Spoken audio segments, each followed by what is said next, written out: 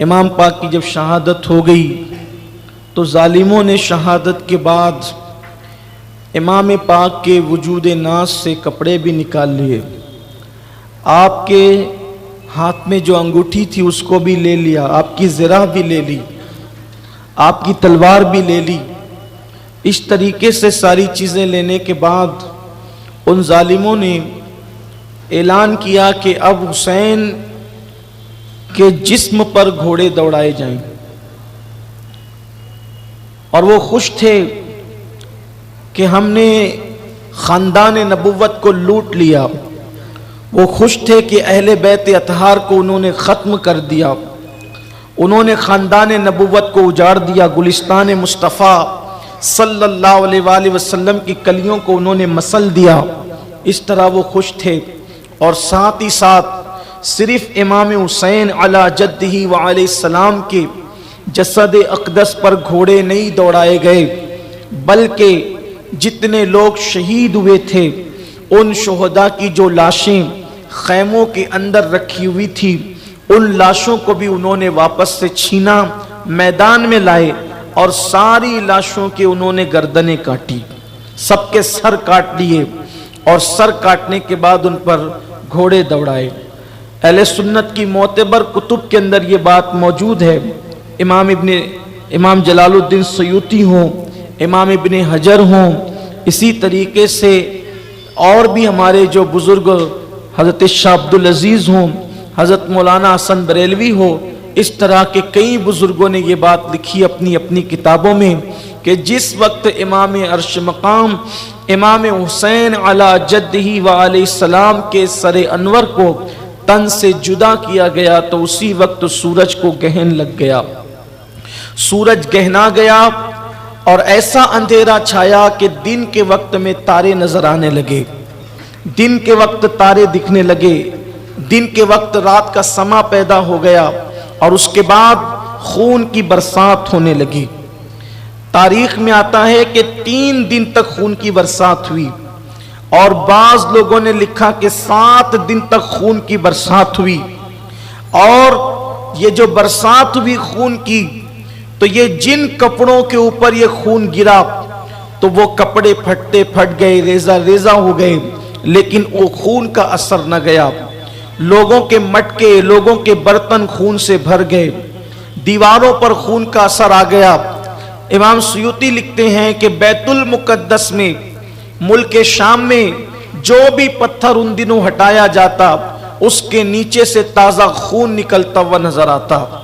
یہاں صرف یہ بات کہنا چاہتا ہوں کہ جب لوگ یہ کہتے ہیں کہ اور بھی تو شہادتیں ہوئی ہے، شہادت حسین کا اتنا چرچا کیوں ہے، تو یہ بات کہی جا سکتی ہے کہ ساری شہادتیں عظمت والی، بزرگی والی، قابل احترام ہے، لیکن کیا کسی شہادت پر اللہ نے اتنے غضب کا اظہار فرمایا، اللہ نے اتنے جلال کا اظہار فرمایا؟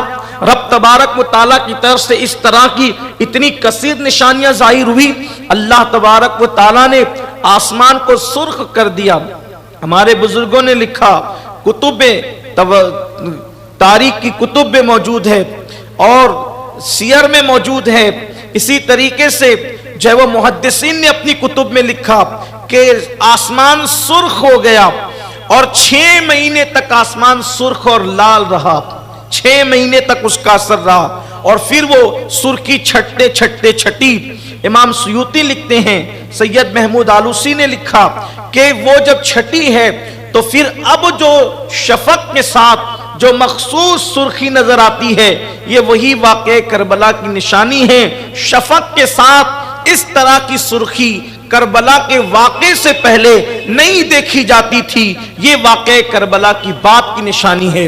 یعنی کہ اگر کوئی یہ سمجھتا ہے کہ میں محفل حسین سجا کر کسی پہ احسان کرتا ہوں، یا ذکر حسین یا یاد حسین کر کے میں کسی پہ احسان کرتا ہوں، تو یاد رکھیں 10 دن، 3 دن، 5 دن کی یہ محفلیں لوگ کرتے ہیں یادگار کے طور پر، لیکن شفق کے ساتھ قدرت روزانہ شام کو سرخی ظاہر کر کے بتاتی ہے۔ کوئی یاد حسین کرے نہ کرے، کربلا کی یاد روزانہ شفق کے ساتھ سرخی کی شکل میں قدرت ظاہر کر رہی ہے اور لوگ اس کو یاد کرتے رہیں گے. اللہ اکبر. خون برسا, آسمان سرخ ہو گیا, دن کے وقت تارے نظر آنے لگے, سورج کو گہن لگ گیا. اور وہ بدبخت, چونکہ جب قدرت کسی کی عقل پہ پردہ ڈال دیتی ہے, کہا جاتا ہے کہ خدا جب دین لیتا ہے تو عقلیں چھین لیتا ہے, سجائی نہیں دیتا, دکھائی نہیں دیتا, سمجھ میں نہیں آتا. ابو جہل نے چاند کے 2 ٹکڑے ہوتے ہوئے دیکھا لیکن وہ ایمان نہیں لایا. اللہ اکبر. کئی معجزات ان لوگوں نے دیکھے, ایمان نہیں لائے, سمجھ میں نہیں آتی تھی باتیں.